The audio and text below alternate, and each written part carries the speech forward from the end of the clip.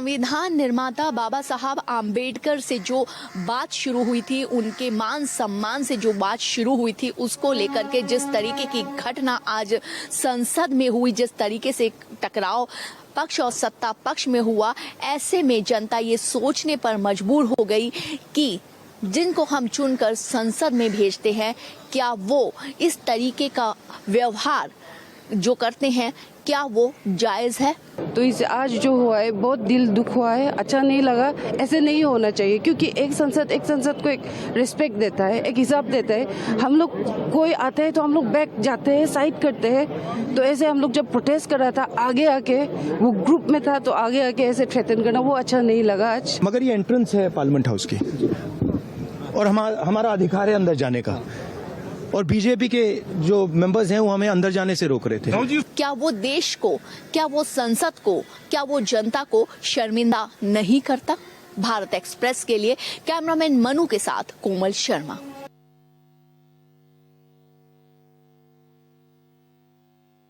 संसद में सांसदों के साथ हुए धक्का मुक्की को लेकर के आज भाजपा के अनुराग ठाकुर और वासु स्वराज पहुंची हुई थी। आप सामने देख सकते हैं, लगभग थाने में 2.5 घंटे रुकने के बाद सांसद अनुराग ठाकुर अब यहां से वापस आ रहे हैं। और जब इनसे मीडिया ने बात की तो इन्होंने कहा, आरोप लगाया हुआ है कि राहुल गांधी के द्वारा, कांग्रेस के पार्टी के शीर्ष नेताओं के द्वारा प्लानिंग के तहत बहुत ही प्लान बे में भाजपा सांसदों पर हमला किया गया और हमले में भाजपा सांसद घायल भी हुए हैं।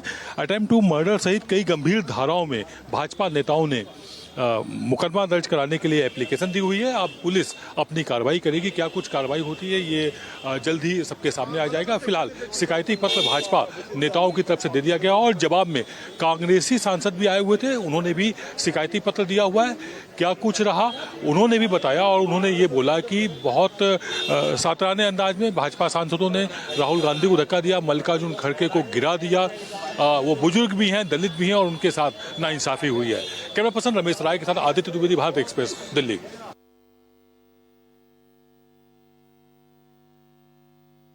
आरजेडी सुप्रीमो लालू प्रसाद यादव अपने बयानों की वजह से अक्सर सुर्खियों में रहते हैं। इस बार उन्होंने देश के गृह मंत्री अमित शाह को लेकर बयान दिया है। BR अम्बेडकर को लेकर अमित शाह ने जिस अंदाज में संसद में अपनी बातें रखी थी, उसके बाद लालू प्रसाद यादव की प्रतिक्रिया आई है, जिसमें लालू प्रसाद यादव ने गृह मंत्री को पगला गए हैं जैसे शब्द का इस्तेमाल करते हुए इस्तीफा मांगा है। लालू प्रसाद यादव ने क्या कहा है, जरा गौर से सुनिए। अमित शाह ने अंबेडकर जी को लेकर जिस तरीके से बयान दिया है, वो इस्तीफे की मांग हो रही है।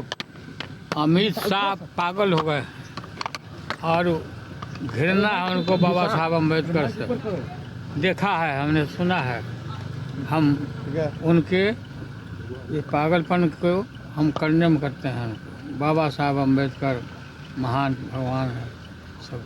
चलो, आप चाहते हैं कि उन्हें इस्तीफा देना चाहिए सर?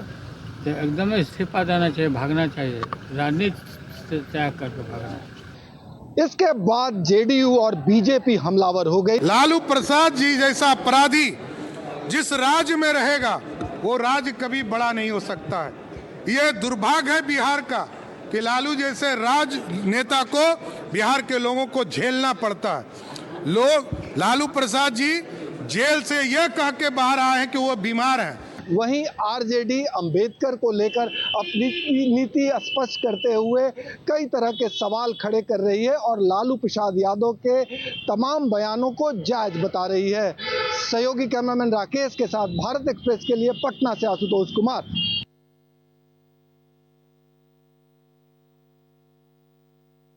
राज्यसभा में जिस तरीके से अमित शाह ने डॉक्टर बाबा साहेब आम्बेडकर को लेकर टिप्पणी की, उसके बाद से विपक्ष एकजुट हो चुका है। फिर चाहे वो राज्यसभा हो, लोकसभा या फिर नागपुर का विधान भवन, वहां पर विपक्ष नारेबाजी कर रहा है बीजेपी के खिलाफ, गृह मंत्री अमित शाह के खिलाफ और माफी की मांग कर रहा है। इस समय हम मुंबई के CST में मौजूद है और यहाँ पर भी वंचित वंचित बहुजन अघाड़ी की तरफ से प्रोटेस्ट किया जा रहा है, अमित शाह से माफी की मांग की जा रही है। सबके हाथ में डॉक्टर बाबा साहेब आम्बेडकर के पोस्टर हैं और उस पर जय संविधान लिखा हुआ है और बीजेपी को कहीं ना कहीं राज्य से हटाने की बात की जा रही है। ये आपको तस्वीर दिखा रहे हैं कि इस पूरे इलाके में प्रशासन की जो मौजूदगी है वो देखी जा रही है। इसके साथ ही बैरिकेडिंग कर दिया गया है और लोग यहाँ पर प्रोटेस्ट कर रहे हैं। बीजेपी के पोस्टर्स को चप्पलों से पीटा जा रहा है। अब ऐसे में जिस तरीके से विपक्ष इस पूरे मामले को लेकर एकजुट हुआ है, अमित शाह गृह मंत्री से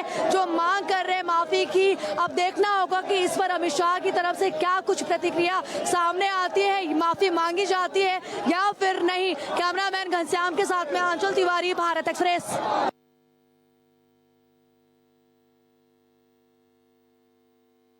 आज उत्तर प्रदेश के शीतकालीन सत्र अनिश्चितकाल के लिए स्थगित हो गई। ये शीतकालीन सत्र 5 दिन तक चलने वाला था, लेकिन 4 दिन में ही, पूरा कह सकते हैं कि 3.5 दिन में ही ये विधानसभा का सत्र स्थगित हो गया। आज मुख्यमंत्री को सदन में बोलना था, कुंभ और तमाम ऐसे मुद्दे थे जहां उनको 3 बजे बोलना था, लेकिन समाजवादी पार्टी के विधायकों ने ऐसा हंगामा काटा, अम्बेडकर के मुद्दे को बनाकर सदन में तस्वीर लेकर पहुंचे थे और लगातार सदन में हल्ला कर रहे थे। इसलिए सदन को अनिश्चितकाल के लिए स्थगित करना पड़ा और मुख्यमंत्री भी नहीं बोल पाए। आज सुबह अखिलेश यादव अपने विधायकों की मीटिंग लिए थे और मीटिंग में खास निर्देश दिए थे। उस निर्देश का आज असर भी दिखा। सहयोगी शहनवाज खान के साथ रजनीश पांडे, भारत एक्सप्रेस, लखनऊ।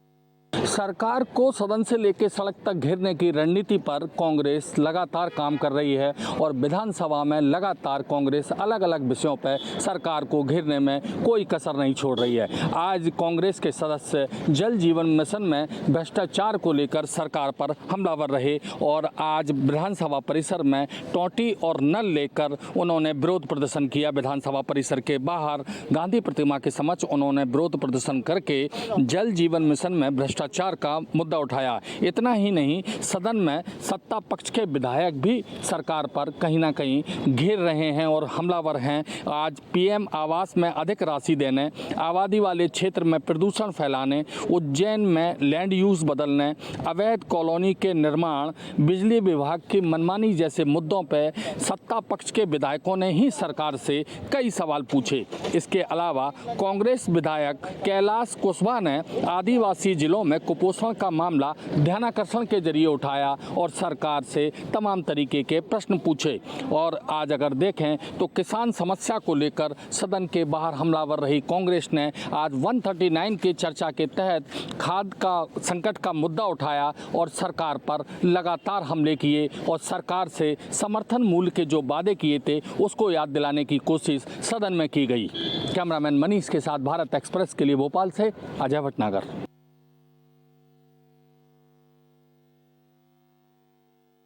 भारत रत्न पूर्व प्रधानमंत्री स्वर्गीय अटल बिहारी वाजपेयी जी के जन्म दिवस के अवसर पर एम्स के द्वारा स्वास्थ्य परीक्षण शिविर लगाया जा रहा है। यह स्वास्थ्य परीक्षण शिविर ग्वालियर के LNIP मैदान में लगाया जा रहा है, जिसको लेकर ग्वालियर सांसद भारत सिंह कुशवाहा एवं ग्वालियर कलेक्टर रुचिका चौहान के द्वारा कार्यक्रम स्थल का जायजा लिया गया।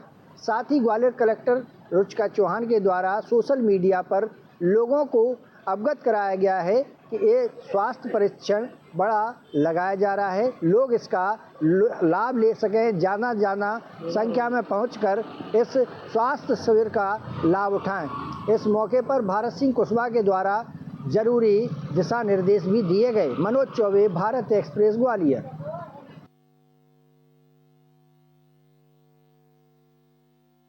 वाराणसी में जब लोग दीपावली की खुशियां मना रहे थे, इस बीच एक पूरा परिवार मौत की आगोश में सोया हुआ था। यह मामला वाराणसी में 4 नवंबर को घटा था, जहां पर राजेंद्र गुप्ता, उसकी पत्नी तथा 2 पुत्र एवं 1 पुत्रियों की सामूहिक रूप से गोली मार करके हत्या कर दिया गया। और वह हत्यारा कोई और नहीं बल्कि राजेंद्र गुप्ता का भतीजा विशाल उर्फ बिक्की था। लेकिन इस पूरी घटनाक्रम के बाद भी आज 45 दिन हो गए और अभी तक विशाल उर्फ बिक्की का पुलिस ने पता नहीं लगा पाई है। इस बीच वाराणसी पुलिस ने एक नया कार्य किया है और इससे में अब राजेंद्र गुप्ता के परिवार परिवार के सारे लोगों का बल्कि रिश्तेदारों नातेदारों का भी खाते को जांचने का काम किया, बैंक स्टेटमेंट निकलवाने का प्रयास कर रही है, जिससे यह पता चल सके कि कहीं ऐसा तो नहीं कि रिश्तेदारों के माध्यम से या इनके परिवार के माध्यम से राजेंद्र के हत्यारा एवं राजेंद्र का भतीजा बिक्की जो इस पूरे घटनाक्रम में आरोपित है, कहीं उसको तो नहीं पैसा पहुंचाया जा रहा है। अब इस खोजबीन का क्या नतीजा निकलता है यह तो देखने वाली बात होगी, लेकिन निश्चित ही अगर इस प्रकार की पुलिस जांच कर रही है तो बिक्की तक पहुंचने में एक कड़ी साबित हो सकती है, क्योंकि 45 दिनों से लगातार बिक्की फरार है और उसके पास पैसे की अब जरूर किल्लत होगी, क्योंकि इतने दिनों तक वह कैसे अपना जीवन यापन कर रहा है यह सोचने वाली बात है। आपको यह भी बता दूं कि राजेंद्र एवं बिक्की के परिवार में तकरीबन 10 लाख रुपए से ज़्यादा हर महीना किराया उतरता है और ऐसे में अब पूरे परिवार खानदान में राजेंद्र का एकमात्र भतीजा ही इस समय वाराणसी में है और एक बिक्की जो दूसरा हत्यारा है वह फरार है। अब ऐसे में पुलिस का जांच इस दिशा में बढ़ी है और देखने वाली बात होगी कि अब वह हत्यारा बिक्की एवं विशाल के पास कैसे पहुंचती है। कैमरा पर्सन अभिनव वर्मा के संग विमलेंद्र राय, भारत एक्सप्रेस, वाराणसी।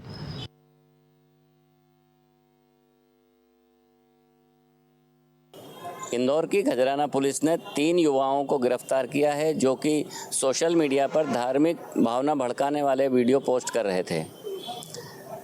दरअसल इंदौर पुलिस को राष्ट्रीय एजेंसी और राज्य की एजेंसी से सूचना मिली थी कि सोशल मीडिया पर कुछ युवा इस तरह का काम कर रहे हैं। इसके बाद खजराना पुलिस ने जांच पड़ताल की तो वे लोग उसी थाना क्षेत्र के निकले जिनमें कि एक नाबालिग है और 2 बालिग बताए जा रहे हैं।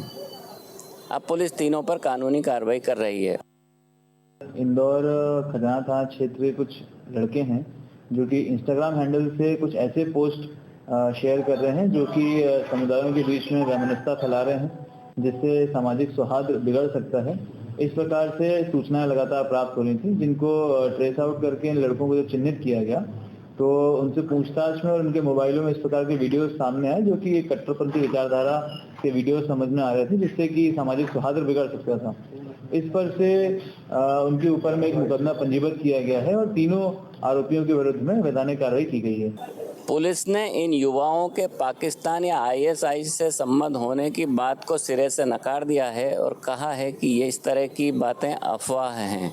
हालांकि जांच अभी आगे भी चल रही है, जो भी जांच में आएगा पुलिस मीडिया से शेयर करेगी। सोशल मीडिया का उपयोग एंटी सोशल गतिविधियों में करके युवा सामाजिक सौहार्द को तो बिगाड़ते ही हैं, साथ में अपना भी भविष्य खराब कर लेते हैं।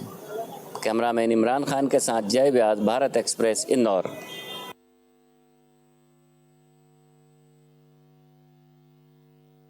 किसान और किसान नेता एमएसपी सहित अन्य मांगों को लेकर अलग अलग बॉर्डर पर बैठे हुए हैं। इसी बीच किसान नेता डेडेवाल की स्वास्थ्य को लेकर सुप्रीम कोर्ट ने चिंता जाहिर की है। मेडिकल रिपोर्ट देखने के बाद सुप्रीम कोर्ट ने कहा है कि वह कौन डॉक्टर है जो बिना खून का जांच कराए हुए या अन्य जांच कराए हुए कहता है कि डेडेवाल ठीक है। उनका हर जांच होनी चाहिए, कैंसर की जांच होनी चाहिए, खून का नमूने की जांच होनी चाहिए, जिस पर पंजाब सरकार कोर्ट से पेश एडवोकेट जनरल ने कहा कि उनकी रिपोर्ट कल तक आ जाएगी। उन्होंने यह भी कहा कि कल पुलिस अधिकारियों ने उनसे बातचीत करने की कोशिश की। डेडेवाल ने कहा कि वो सुप्रीम कोर्ट में खुद अपनी बात रखना चाहते हैं। सुप्रीम कोर्ट ने कहा कि उनका स्वागत है, लेकिन स्वास्थ्य पहले जरूरी है। इससे पहले भी सुप्रीम कोर्ट ने कहा था कि डेडेवाल की स्वास्थ्य को लेकर उन्हें बहुत चिंता है और उनको स्वास्थ्य को लेकर सरकार को भी गंभीर होना चाहिए और जल्द से जल्द इलाज करना चाहिए। उन्होंने अन्य किसान नेताओं से कोर्ट ने कहा है कि उनका मदद करे, कम से कम 1 हफ्ते के लिए वो हॉस्पिटल में भर्ती हो जाएं। सुप्रीम कोर्ट ने इरोम शर्मिला का उदाहरण देते हुए कहा तो इरोम शर्मिला 10 साल तक भूख हड़ताल पर थी। डेडेवाल भी भूख हड़ताल जारी रख सकते हैं, लेकिन डॉक्टरों की देखरेख में।